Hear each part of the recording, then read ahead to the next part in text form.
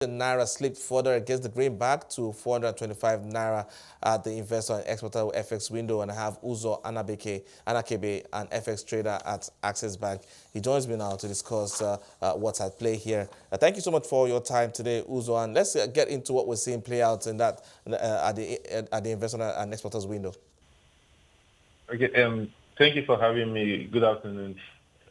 So closing the month yesterday, we saw the liquidity in the FX market persist as market participants continue to source for funds, and most of the demands were met in the market due to limited supply of FX in the market. Consequently, like you mentioned earlier, we saw rates decline in the market for I&E. We saw the I&E depreciate by 17 kobo to close at 14.505 in the market yesterday, while the NAFEX rate also declined by 2 Naira, 79 kobo in the market to close at 14.29 market Naira to a dollar. This also led the illiquidity in the market also led to a decline of $36 million in the market day on day to close at $76 million in the I&E turnover yesterday.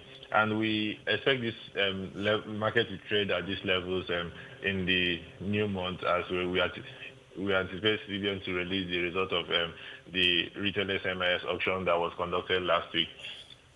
Furthermore, looking into the FX market, we'll anticipate that CBN will continue their various interventions in the various segments of the market. We also hope that with the increasing rates that we'll get some more flows from offshores to help improve the liquidity in the market.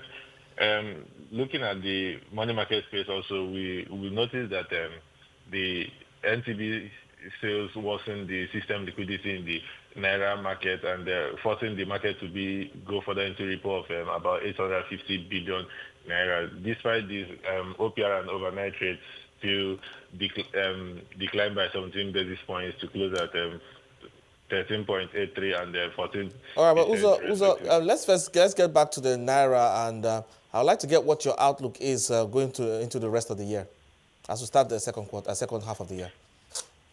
Yeah, it may be observed that the market the system liquidity is very thin in the market. So we expect that CBN would most likely reduce, will come in to intervene because the repo market has gone as high as it's been a long time. We'll see the repo trading at this level. So we expect the FAC inflow to come in, which will help reduce the pressure in the money market, and then we also anticipate that CBN will at some point come into play in this market to ease up the pressure in this market, because this is really affecting other segments of the market like the bond market and the treasury bills market too.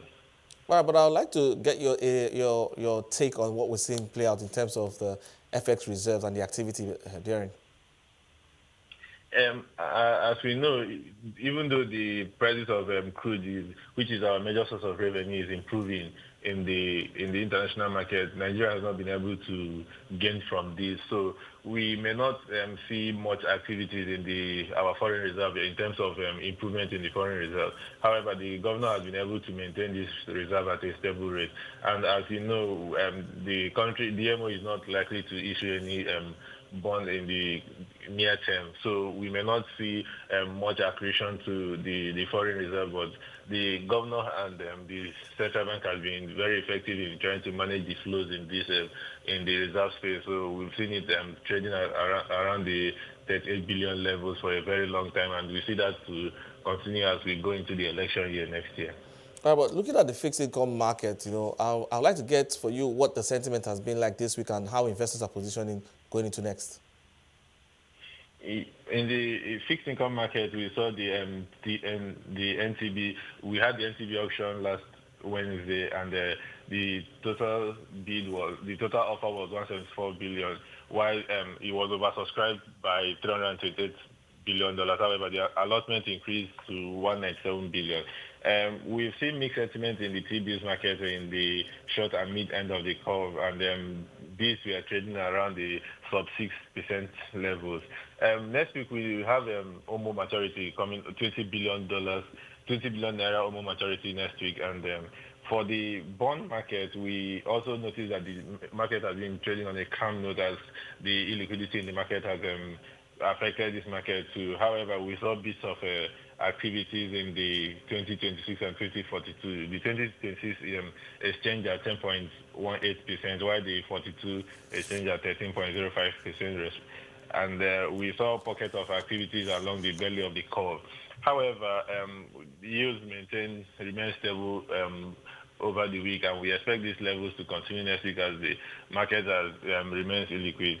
However, we expect DMO to release a bond calendar for Q3 in the coming week.